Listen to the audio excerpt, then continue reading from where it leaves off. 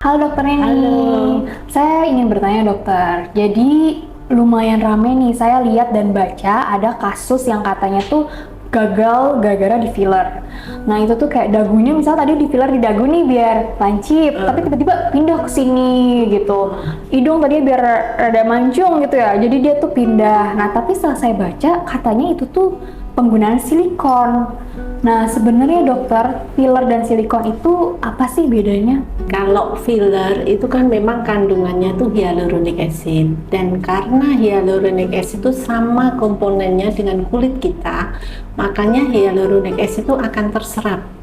Apalagi makin kulit seseorang tuh makin kering, dia terserapnya makin cepat, makin habis.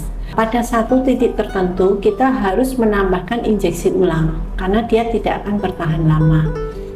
Beda dengan silikon, kalau silikon tuh sifatnya permanen, jadi dia merupakan benda asing buat kulit kita, jadi dia nggak akan terserap sama kulit kita, dia akan terus menetap, dan karena ada menetap di dalam kulit kita dan tidak bisa terserap dan ada gravitasi bumi, jadi dia akan tertarik ke bawah.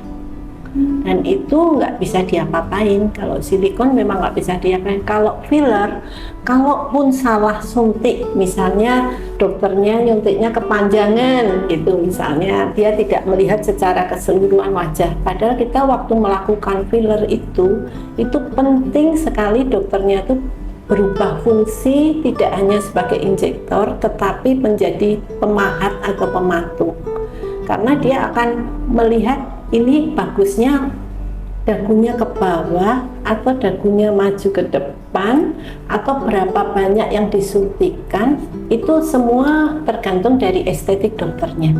Jadi nggak bisa pasiennya minta aku maunya 2 ampul disuntik, 2 ampul 2 siring disuntikkan, belum mesti cocok gitu. Jadi mesti dokter sendiri yang menentukan berapa yang paling pas. Sebetulnya di estetik tuh kita diajarkan sih, paling manis itu ukurannya berapa, itu ada ukuran-ukurannya gitu. Dan kalau dokternya berubah fungsi jadi pemahat, tentunya hasil yang diharapkan ya lebih bagus gitu.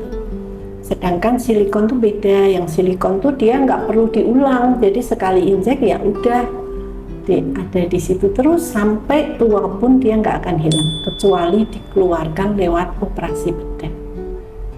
Oke baik, berarti tadi yang udah dijelasin sama dokter Neni dari kandungannya atau ibaratnya karakter dari zat itu tersebut juga beda ya. Yang satu bisa diserap oleh kulit kita, yang satu memang selalu bertahan di situ ya. Makanya mungkin itu kasus-kasusnya dia melakukan silikon ya, penyuntikan silikon pas muda, pas sudah tua ya jadi rada turun ya karena gravitasi juga. Oh gitu, baik-baik dokter. Nah tadi dokter pas yang aku bilang ada beberapa kasus yang gagal tuh bilangnya filler tapi ternyata silikon. Nah dokter Neni sendiri selama berpuluh-puluh tahun ya sebagai dokter pernah nggak nemuin kasus itu?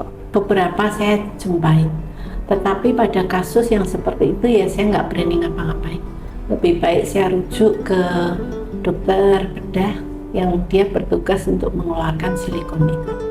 Tetapi kalau filler nggak usah khawatir, filler itu kalau salah suntik kita ada obat penetralnya. Dibentuk itu, misalnya dibentuk salah suntik itu misalnya jadinya jelek ya datang aja, nanti bisa diperbaiki gitu. Tetapi kalau silikon nggak bisa. Oh oke, baik-baik. Terima kasih dokter Neni informasinya. Nah teman-teman, jadi kita nggak perlu takut lagi untuk filler karena filler itu aman banget untuk kulit wajah kita dan bahkan bisa diserap langsung oleh kulit wajah kita. Betul seperti itu dokter? Iya benar. Baik. Selama penyuntikannya benar, nggak masuk pembuluh darah ya. Betul, jadi dipastikan lagi konsultasikan juga dan ditangani oleh dokter yang kompeten di bidangnya. Terima kasih dokter.